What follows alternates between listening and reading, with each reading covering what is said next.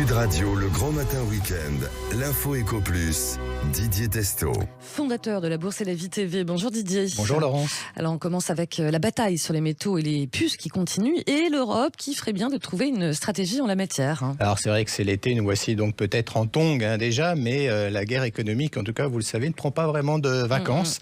Il y a quelques jours, le Wall Street Journal indiquait que l'administration de Joe Biden, le président américain, envisageait de nouvelles restrictions sur les exportations de puces d'intelligence artificielle. J'avais eu l'occasion ici de vous parler de Nvidia, la société qui profitait de la demande en cours avec un boom sur les projets d'intelligence artificielle. Les États-Unis seraient donc dans l'élargissement encore du contrôle des exportations. Cette décision pourrait donc encore réduire la capacité de la Chine à se renforcer et renforcer ses capacités sur l'intelligence artificielle après déjà des restrictions l'année dernière qui avaient coupé certaines puces, les plus avancées fabriquées par Nvidia et AMD, l'autre acteur américain. Alors il y avait eu une réponse de Nvidia à cette décision qui avait créé même une puce spéciale pour le marché chinois, l'A800, qui était tombé en dessous de seuil de performance pour les spécialistes définis par le ministère américain. La secrétaire au Trésor, Janet Yellen, était en visite cette semaine en Chine jusqu'à ce dimanche. Les tensions, en tout cas, sont toujours présentes malgré les contacts. Oui, c'est ça. Et la Chine, de son côté, d'ailleurs, vient de réagir. Mais cela dit, ça nous concerne aussi, nous, sur l'exportation des métaux. Alors, la réponse de la Chine à ce sujet est toute fraîche, d'ailleurs. Elle date de cette semaine. Elle concerne des métaux indispensables pour les puces, le gallium et le germanium. Alors, comme c'est l'été, on va réviser nos cours de chimie. Ce métal, le gallium, a souvent été considéré, en tout cas, comme critique pour l'Europe. C'est un sous-produit extrait de la bauxite et du minerai de zinc. Il faut de nombreuses étapes que je détaillerai pas ici pour le produire, avec souvent de l'impact, un impact sur l'environnement évident. Alors la Chine en est un producteur incontournable. Les besoins en gallium augmentent régulièrement. On les retrouve notamment dans l'électronique, les voitures électriques, l'énergie, les circuits qui émettent des ondes à haute fréquence pour la 5G par exemple, l'optronique aussi pour la navigation de nuit, pour certains lasers. Et puis le germanium, lui, le symbole GE pour les étudiants qui nous écoutent, toujours pour des puces, eh bien il est incontournable pour des fibres optiques, des systèmes d'optronique et également pour les panneaux solaires. La Chine a donc décidé officiellement de se défendre. Ce que dit le média officiel chinois, Pékin, envoie un signal fort. Quiconque perturbe la chaîne d'approvisionnement de la Chine peut lui-même faire face à des problèmes. Voilà, c'est tout en diplomatie chinoise. Concrètement, les exportateurs pour ces deux métaux devront demander des licences au ministère du Commerce s'ils veulent commencer ou continuer à expédier hors du pays. Et ça sera effectif à partir du 1er août. Et forcément, cette décision aura des conséquences, Didier.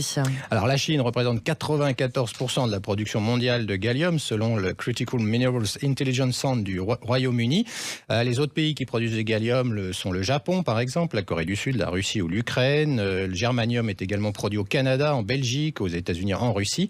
À voir donc comment les Européens vont s'organiser dans cette guerre de l'électronique en marche. On les a vus à l'œuvre pour trouver des alternatives au gaz russe, on s'en rappelle, mais il va falloir se creuser les ménages. La mondialisation heureuse n'est plus, visiblement. À ce sujet, un assureur spécialisé me disait cette semaine qu'il constatait une explosion de la demande sur l'assurance des risques politiques.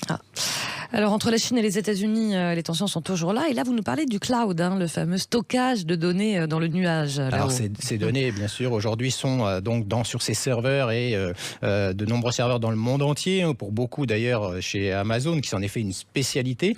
Et là, c'est l'administration de Joe Biden qui préparerait à restreindre l'accès des entreprises chinoises aux services américains, donc à ces services de cloud. C'est encore le Wall Street Journal qui a rapporté cette information, qui a cité des sources.